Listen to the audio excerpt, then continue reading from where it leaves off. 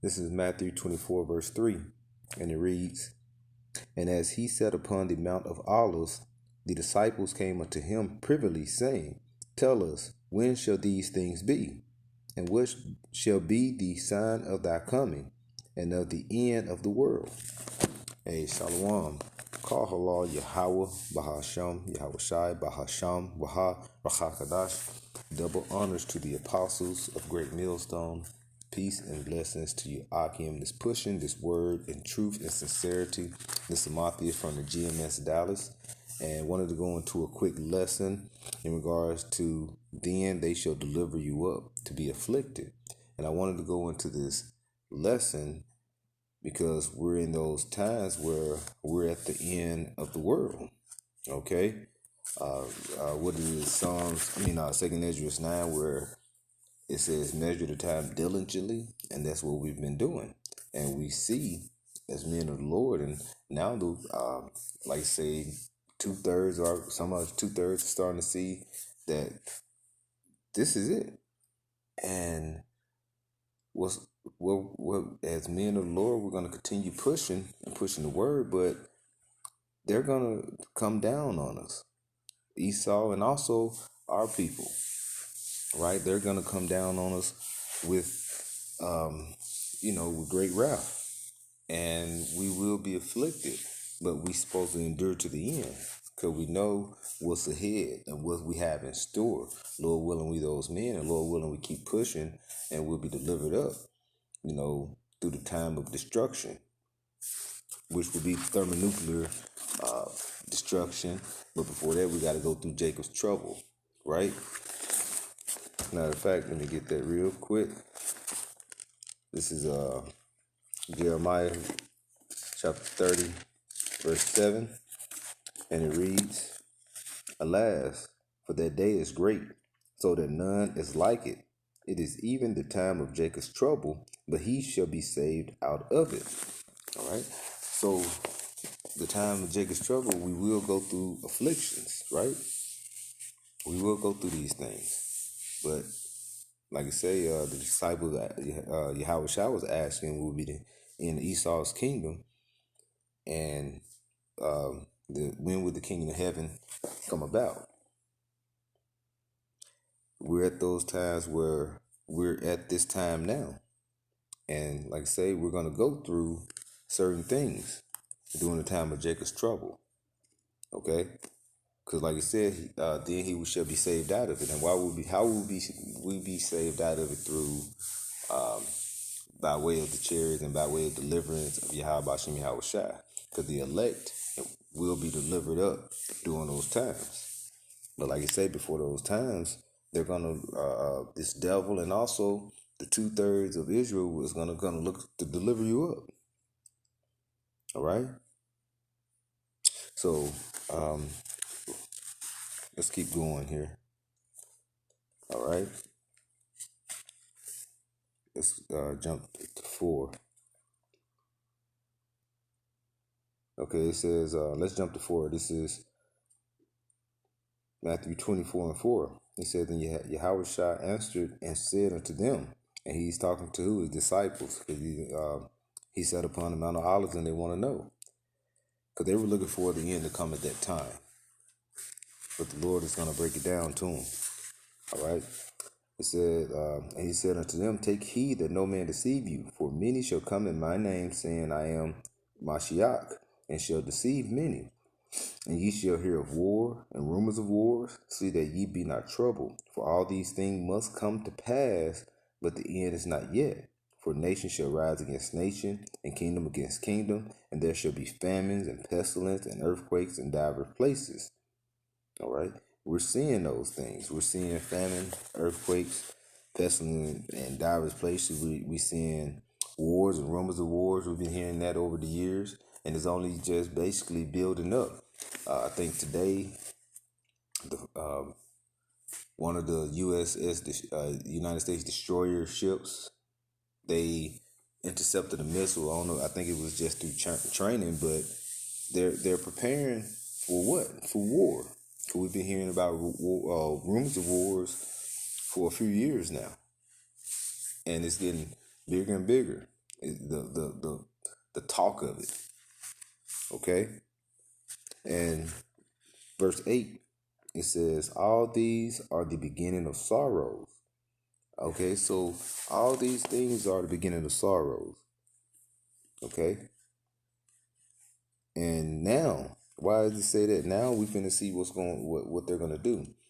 It says, then, all right, now since we've seen all this and all this about to go down, and we've been pushing the word, and we've been having these people that's these niggas that tell us to get over it, and all we do is preach hate. They're gonna come and they're gonna come and push hate upon the men of the Lord. That's what it goes into verse 9. This is Matthew 24:9. It says, then shall they deliver you up to be afflicted, and shall kill you, and ye shall be hated of all nations for my name's sake. Okay, how shall I let them know? They will go through the afflictions, and what is that affliction? When you go through affliction, that is when somebody is causing you pain or suffering, and then the disciples go through that. The apostles, all right, all of them went through pain and suffering. Not one did not go through that. All of them went through it. They went through their afflictions. Okay? And we know, as it said in Ecclesiastes, there's nothing new under the sun. So what we see happen then, the same thing is coming happening now. Because the Lord said they will come and afflict you. Okay? And He's giving them the just of when it's going to be. When you're measuring the time diligently, you're going to see these times, and you'll know that the end is here. All right? This is let me read 9 again. It says 9 again. It says, then shall they deliver you up to be afflicted, and they shall kill you, and ye shall be hated for all nations for my name's sake. And many nations shall hate you, which is including the 2/3 of Israel. They're gonna hate you as well. Okay, when they had because the 2/3 of Israel will receive that chip. They're gonna take it, and when they take that chip, they're gonna feel that disconnect with Yahweh Shem Shai. And that's going to cause them to hate the men of the Lord more. And what that's going to do is bring them forth to bring the hammer down just as much. Esau want to bring the hammer down on the nation of Israel, especially the elect, and they're going to participate in that. Okay, and we'll get I'll also get an account of like you say, what is that in Matthew 26 with Peter. In regards to where Yahweh Shai told him the crow of the rooster. But before we do that, let me get 24:10. Matthew 24:10. And then shall many be offended, and shall betray one another, and shall hate one another. And they're going to hate you. They're going to hate one another, and they're going to hate themselves for receiving their chip and basically becoming one with the damn devil, which is Esau, which is so-called white man, and they're going to end up hating you, and they're going to do what? Come down on you and try to cause affliction. They're going to look to afflict you as well. And when I say they, I'm talking about the 2/3 of Israel. Okay? Now, and I wanted to go into an account, because with Israel, when they, when Yahweh Shai, when they basically grabbed him up, Peter told Yahweh Shai that, he's going to be with him throughout, and he told him, and Yahweh Shai told Peter that you were going to basically, excuse me, let's get it. This is Matthew 26, and I think 34th verse. All right. I'm going to start at 33.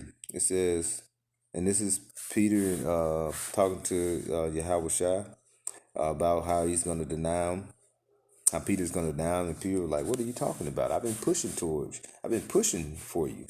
So this is Matthew 26, 6 and 33, it says, Peter answered and said unto him, though all men shall be offended because of thee, yet I will never be offended. And that's how we feel when we're out here pushing the word. We're on the highways and byways, when we're doing the lessons. We having our mindset that, hey, we're going to do this thing. We're going to keep pushing the name of the Lord and the Son, which is Yahweh Shai. And no one is going to stop that. So when we start being afflicted, are you going to still have that faith? Are you still going to keep that same, being that same category of believing? All right.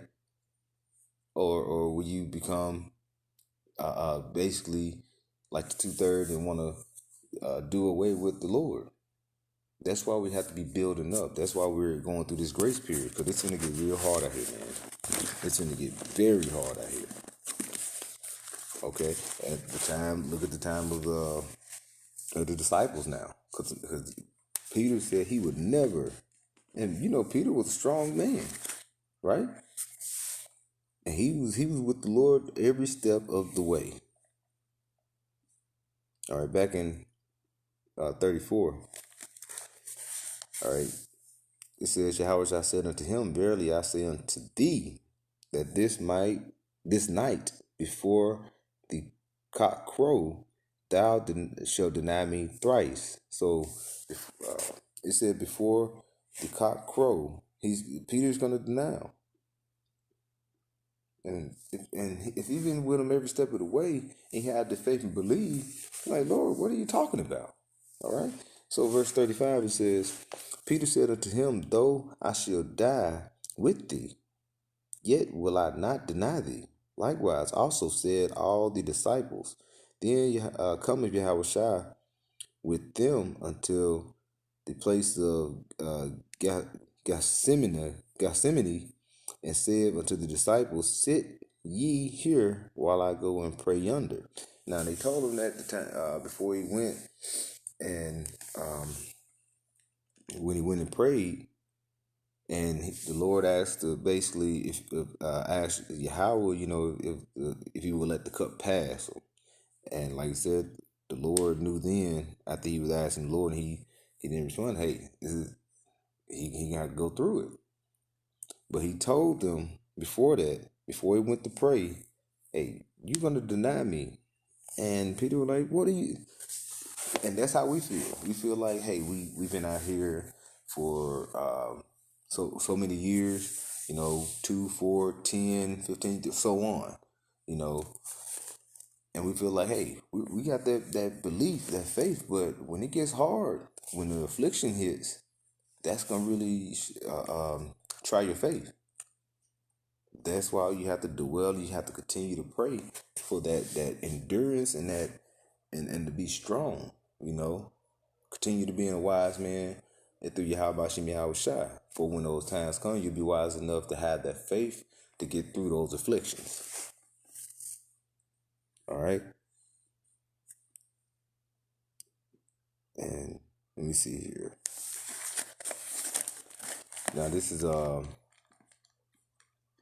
Luke 20, I think read the same thing. Luke 22.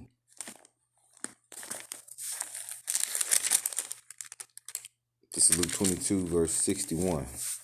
And it says, and the Lord, okay, it says, and the Lord turned and looked at Peter, and Peter remembered, okay? And let me go up some. Let's go up some. Because this is during the time when they had Yahweh Shai at Gethsemane, and like I say, Jake was in there, because you got to think he's this is not who had him on trial. It wasn't wrong. I mean, you had Pontius Pilate, but it was Israel that was pushing towards Yahweh Shai being crucified. All right. So you had you had Israel around that time when they were saying, and we'll get it, is free Barabbas and what have you. That was Israel. But let me read this here. It says, where I want to start at. All right, so this is Luke 22, verse 56. It says, "But a certain maid beheld him." All right, I'm going to go up one more. Salaki. To 54. It says, Luke 22 and 54. "Then took they him and led him and brought him into the high priest's house. And Peter followed afar off. And when they had kindled a fire in the midst of the hall and were set down together, Peter sat down among them. And a certain maid beheld him, and he sat by the fire and earnestly looked upon him and said, This man was also with him." And he's talking about Peter, for Peter, like he just tried to go in amongst the multitude, and this woman made him out. Because he was like, "Hey, y'all always walking with him. This is with him." And they thought this him is Yahweh Shai. And this is the time where they hemmed him up. And Yahweh Shai told Peter that, that the cock crow thrice, you're going to deny me. Right? And, okay, so let's go on. 56, "But a certain maid beheld him and sat by the fire and earnestly looked upon him and said, This man was also with him. And he denied him, saying, Woman, I know him not. And after a little while another saw him and said, Thou art also of them. And Peter said, Man, I am not." And that doesn't sound like Jake. Man, come on now, man. I was not. It wasn't me. That sound like Jake. 59. It says, "And about the space of 1 hour after, another confidently affirmed, saying, Of a truth, this fellow also was with him, and he is a Galilean. And Peter said, Man, I know not what thou sayest. And immediately while he yet spake, the cock crowed. And the Lord turned and looked upon Peter, and Peter remembered the words of Yahweh, how he had said unto him, Before the cock crow, thou shalt deny me thrice. And Peter went out and wept bitterly." So we know Peter was the man of the Lord, was a man of the Lord, and we know Peter was a very, a very strong-minded with wisdom, knowledge, and like you say, Isaiah 33:6, "Wisdom and knowledge is stability of our time and strength of our salvation." But at this time, after Peter has seen things that happen, as Yahweh Shai, he healed the sick, things like that, he still denied him, because it was during that time where he saw Yahweh Shai was going through it, and he had that fear upon him. But like he said, after that, he went and wept, because he knew that he had that lack of faith at that moment, or that fear came upon him. And with that, but all in all, when you get into the book of Acts, you see that the actual apostles at the time, they, especially when the Lord came and supped with them for 40 days and 40 days, they really got up and they became truly faith-based. What they were in, they really pushed forward, and they knew the saying when he was on the bed of olives, when we read in Matthew 24. They knew what was coming, and they still pushed the word, And all of them had to go through, like you say, you had martyrs, you had to go through all these different afflictions. But the Lord, like you say, Salaki, but the Lord, he pushed forward. And what happened? I mean, and the men pushed forward.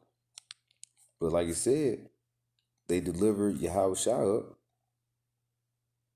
and they're going to deliver you up, men of the Lord.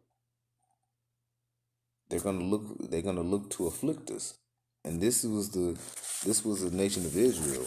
Okay? This was going into the nation of Israel was afflicted. Now when you go into John 19, this is John 19 verse John 19 and 15. All right? Because this is going into when Pontius Pilate was speaking with them, with the congregation, and they basically said it was Caesar was their power, right?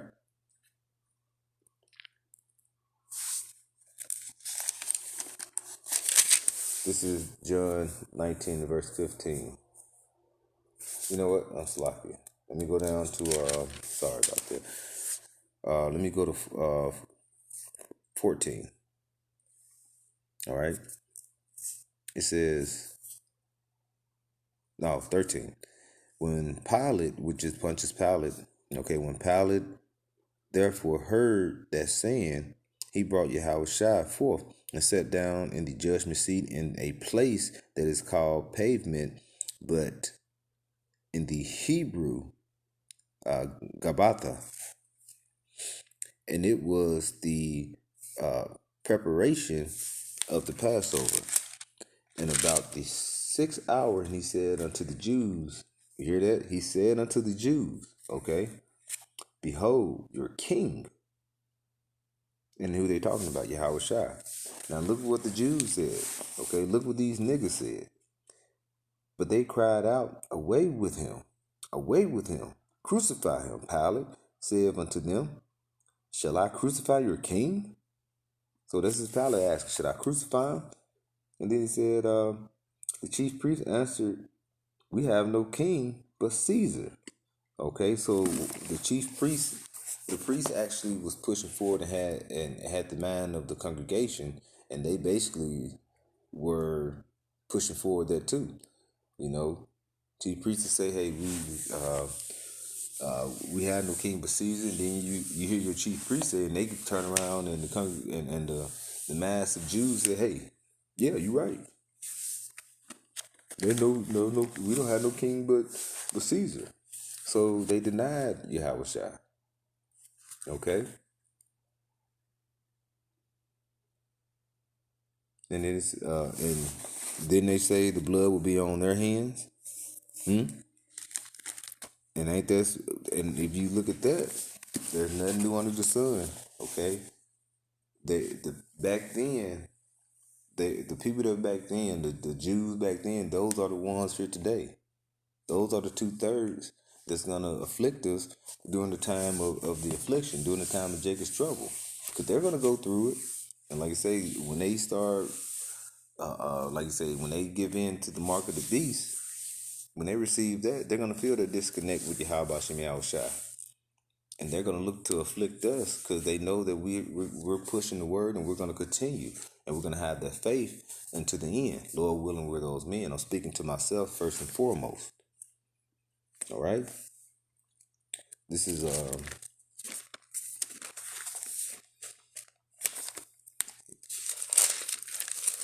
Matthew 27. This is Matthew 27, verse 25. All right. I'm going to actually start at I'm going to actually read on through verse 22. All right. It says, Pilate said unto them, what shall I do then with Yahushua, which is called Mashiach, which is the Messiah? Okay. They all say unto him, let him be crucified. And the governor said, why? What evil has he done? But they cried out the more, saying, let him be crucified. And that's what they're going to do. What have we done besides just push the word?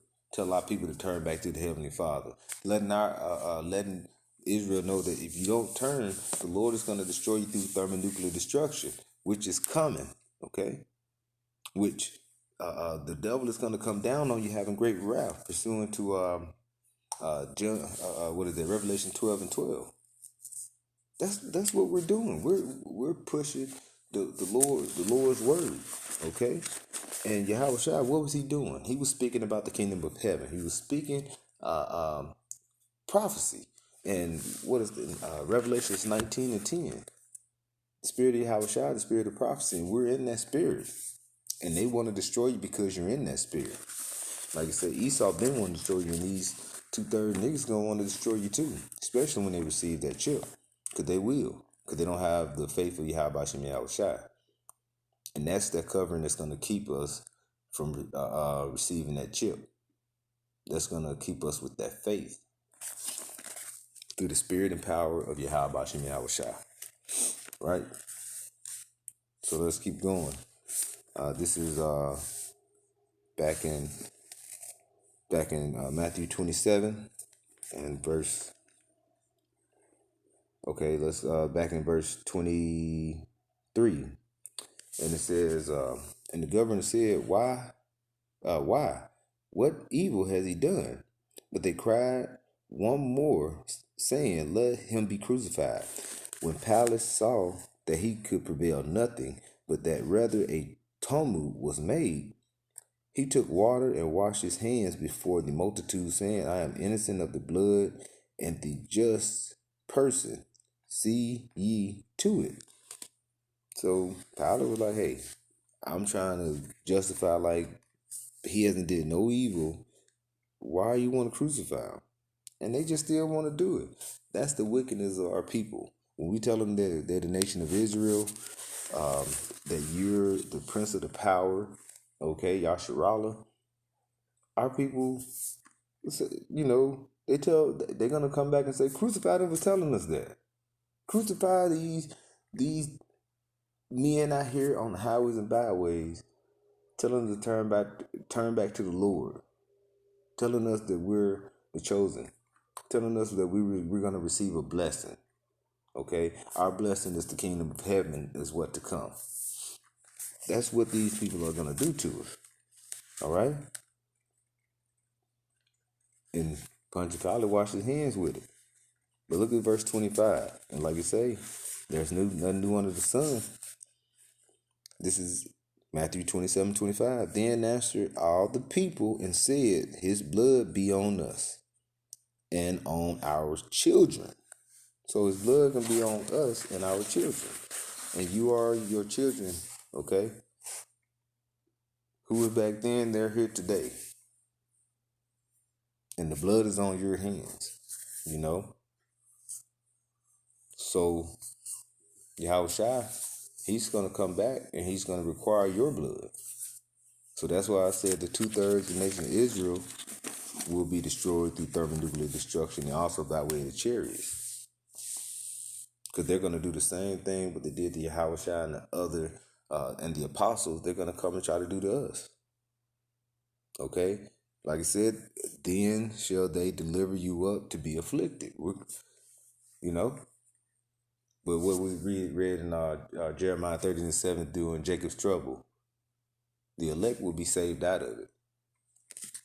We just keep that faith, man. We just keep that faith. Because like I said, if you keep reading, you know what I'm saying, they rather free a criminal than a just power. They're king, Yahweh Shai. Because like you said, that's your king. He's like, ain't no king. Our king is, we have no king but Caesar. And that's what our people going to do today, during these times. You're going to be getting afflicted, like you say, famine, pestilence, all this is coming. Death. And Esau is going to bring a remedy. Hey, take this chip and you can buy, sell, and what have you. Pursuing the Revelations 13. Okay? And our people is going to give in. And they're going to take it.